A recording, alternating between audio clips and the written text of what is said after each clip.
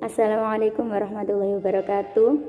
Nama saya Siti Faizatur Rohmah, mahasiswi STIT Al-Fatah Siman Lamongan, Prodi PAI semester 7. Yang terhormat kepada Bapak Haji Afifuddin MA selaku dosen pengampu mata kuliah Hikmatut Tasyrik. Dalam kesempatan kali ini saya akan mempresentasikan Hikmatut Tasyrik tentang talak 3 sekaligus. Talak 3 sekaligus adalah talak yang dijatuhkan oleh suami kepada istri dengan ucapan aku talak engkau dengan talak 3, atau aku talak engkau, aku talak engkau, aku talak engkau, dalam satu waktu dan satu kali ucapan. Para ulama sepakat tentang diharamkannya talak 3 sekaligus tersebut. Akan tetapi tentang jatuhnya talak 3 itu para ulama berbeda pendapat. Apakah talak 3 sekaligus itu jatuh atau tidak, atau jatuh dengan talak 1? Para ulama berbeda pendapat dengan hal tersebut. Pendapat ulama tentang talak 3 sekaligus mencermati berbagai literatur fikih, di antaranya Al-Majmu' karya Al-Imam Al-Nawawi, Bidayat Al-Mujtahid karya Ibnu Rashid, Al-Fiqh Islamiyah wa Adillah karya Syekh Wahab Az-Zuhaili. Dan tentang talak 3 sekaligus ini dibagi menjadi 4 macam.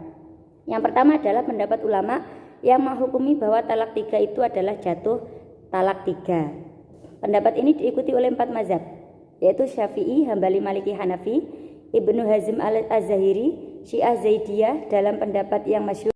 Pendapat ini diambil dari pendapat jumhur sahabat, diantaranya Khulafaur Rasyidin selain Abu Bakar, Ibnu Mas'ud, Ibnu Abbas, Abu Hurairah, dan para tabi'in. Pendapat di atas yang menghukumi bahwa talak 3 jatuh talak 3 itu adalah tabligh atau mengikuti dasar pada Al-Quran surat Al-Baqarah 230, yang artinya apabila si suami mentalaknya sesudah talak yang kedua, maka wanita itu tidak halal baginya hingga dia menikah dengan suami yang lain. Jadi berdasar dengan Al-Quran surat Al-Baqarah ayat 230 ini, maka para ulama berpendapat bahwa talak 3 sekaligus itu tetap dihukumi jatuh dengan talak 3.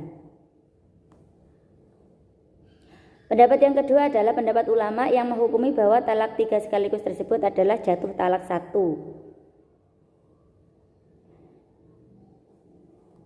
Pendapat ini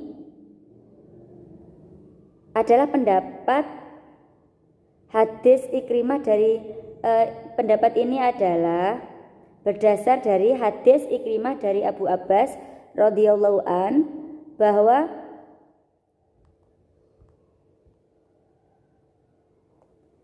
Rukanah menceraikan istrinya dengan talak 3 sekaligus. Kemudian ia sangat menyesal, lantas menanyakan perihal tersebut kepada Rasulullah. Beliau bertanya, bagaimana cara engkau mentalaknya? Rasulullah bertanya. Rukanah menjawab, 3 talak. Rasulullah bertanya lagi, apakah pada satu tempat? Rukanah membenarkannya. Rasulullah bersabda, talak itu talak 1, rujuklah kala engkau mau. Kemudian ia merujuknya. Hadis riwayat Ahmad dan Abu Daud. Jadi berdasar dari hadis tersebut, maka para ulama berpendapat bahwa talak 3 sekaligus itu jatuh dengan talak 1. Pendapat ini adalah pendapat Dawud Az-Zahiri, mazhab Zahiriyah selain Ibnu Hazm, Ibnu Ishaq, Ibnu Taimiyah, Ibnu Qayyim Al-Jauziyah, dan sebagian besar Syiah Al-Imamiyah seperti At-Tusi 385 sampai 460 Hijriah. Pendapat ini yang awalnya pendapat Abu Bakar radhiyallahu an dipilih dan diberlakukan juga dalam Undang-Undang Mesir tahun 1929 dan Undang-Undang Syariah tentang hukum keluarga. Jadi talak 3 sekaligus, para ulama mengatakan bahwa talak 3 sekaligus ini adalah jatuh talak 1. Pendapat ini juga sudah diberlakukan di Mesir dan di hukum syuriah yang ada di Mesir pula. Yang ketiga adalah pendapat yang menafsil atau memerinci antara istri yang sudah digauli dengan istri yang belum digauli. Jadi pendapat yang ketiga ini dipisah, dibedakan antara istri yang digauli dan yang sudah digauli.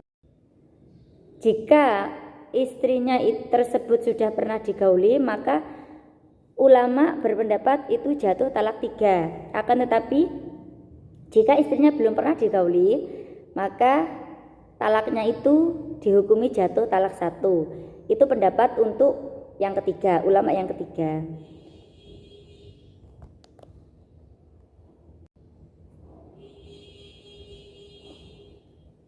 Pendapat ketiga ini adalah pendapat murid-murid Ibnu Abbas radhiyallahu an, di antaranya Atha, Sa'id bin Jubair, Abu Syatsa, Ammar bin Dinar,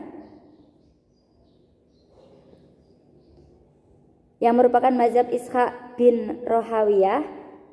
Dalilnya antara lain hadis riwayat Abu Daud yang mengatakan, tahukah kamu bahwa bila seseorang menalak istrinya 3 kali sebelum ia berhubungan badan dengannya, mereka menjadikan atau menghukuminya talak 1?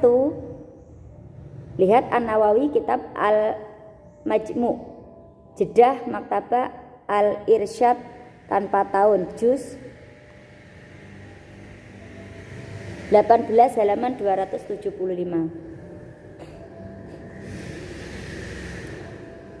Jadi yang ketiga ini adalah berpaku pada pembedaan antara istri yang sudah digauli dengan istri yang belum digauli.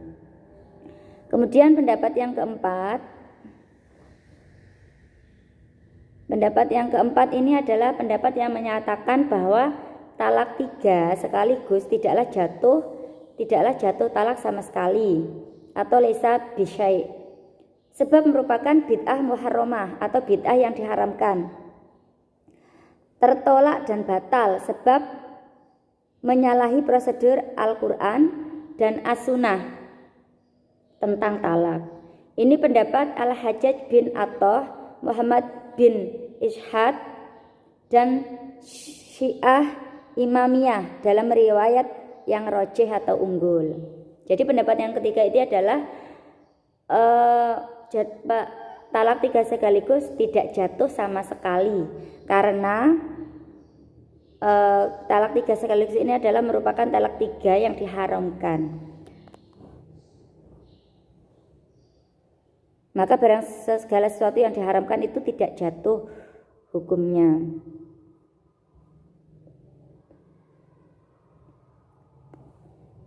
Demikianlah pendapat para ulama sekitar talak 3 sekaligus. Sekiranya pendapat yang terkuat adalah pendapat yang takhfif, pendapat yang meringankan, yaitu pemikiran yang di masa Abu Bakar dan masa permulaan Umar bin Khattab, yang menyebutkan bahwa talak 3 dengan satu lafaz dalam satu tempat dianggap satu talak. Jadi di antara pendapat tadi, pendapat para ulama yang ada 4. Yang pertama adalah pendapat yang talak 3 jatuh talak 3, talak 3 sekaligus jatuh talak 3. Yang kedua adalah talak 3 sekaligus jatuh satu talak. Yang ketiga adalah adanya pembedaan antara istri yang digauli dan yang belum digauli. Dan yang keempat itu adalah mengharamkan atau tidak menjatuhkan sama sekali karena mengikuti hukum haramnya tersebut. Di sini sekiranya memilih pendapat yang terkuat, yaitu pendapat yang takhfif, yaitu pendapat di masa Rasulullah, juga Abu Bakar, dan di permulaan Umar bin Khattab yang menyebutkan bahwa talak 3 dengan satu lafaz, satu tempat itu dianggap satu talak. Nah, dalam hal ini mengambil atau memilih pendapat yang meringankan atau takhfif ini tidak berarti kita menentang putusan Umar bin Khattab atau imam mazhab keempatnya yang beliau menganut menjatuhkan talak 3 sekaligus sebagai talak 3. Tetapi karena persoalan norma hukum dikembalikan kepada atau pertimbangan aspek perubahan hukum, sebab adanya perubahan atau ada istiadat dan kondisi manusia. Jadi tidak menentang keputusan mazhab atau masa sahabat terdahulu yang menjatuhkan talak 3 sebagai talak 3. Menerapkan pendapat yang takhfif ini dimaksudkan untuk memberikan kemudahan atau taisir bagi manusia dan menjaga keutuhan hubungan suami istri serta melindungi kemaslahatan anak-anak. Karena ucapan talak 3 sekaligus itu biasanya untuk menakut-nakuti dan jelas prinsip fikih itu berasal dari sifat yang solutif atau problem solving dan mengembalikan relasi perkawinan. Jadi alasan mengambil pendapat yang takhfif itu adalah biasanya talak 3 yang diucapkan sekaligus itu merupakan untuk menakut-nakuti atau hanya emosi sesaat. Jadi mengambil solusi terbaik atau yang teringan itu adalah menjatuhkan talak 3 sekaligus dengan talak 1. Demikianlah pembahasan kita pada kali ini tentang talak 3 sekaligus. Apabila ada kekurangan di dalam penyampaian atau pembahasan ini, saya mohon maaf yang sebesar-besarnya. Wabillahi taufiq wal hidayah. Wassalamualaikum warahmatullahi wabarakatuh.